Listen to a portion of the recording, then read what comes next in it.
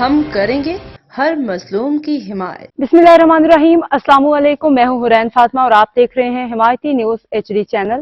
نظر ڈالتے ہیں آج کی اہم خبروں پر۔ صدر استحکام پاکستان پارٹی وفاقی وزیر برائے نجکاری سرمایہ کاری بورڈ و مواصلات عبدالعلیم خان نے صدر استحکام پاکستان پارٹی پنجاب سابق وفاقی وزیر رانا نذیر احمد خان کے ہمراہ آذربائیجان کے سفارت خانے کا دورہ کیا۔ اس موقع پہ دونوں رہنماؤں نے آذربائیجان کے سفیر سے ملاقات کی۔ حالیہ طیارہ حادثہ پہ گہرے دکھ و افسوس کا اظہار کیا۔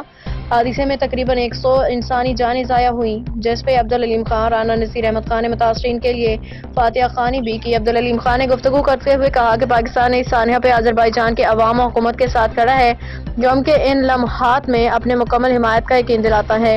انہوں نے مزید کہا کہ انسانی جانوں کا ضیاع ناقابل تلافی نقصان ہے۔ ہم دعا گو ہیں اللہ پاک متاثرین کے لوائقین کو صبر جمیل عطا فرمائے، آمین۔ اب تک کے لیے اتنا ہی۔ مزید خبروں اور اپڈیٹس کے لیے دیکھتے رہیں حمایتی نیوز HD چینل۔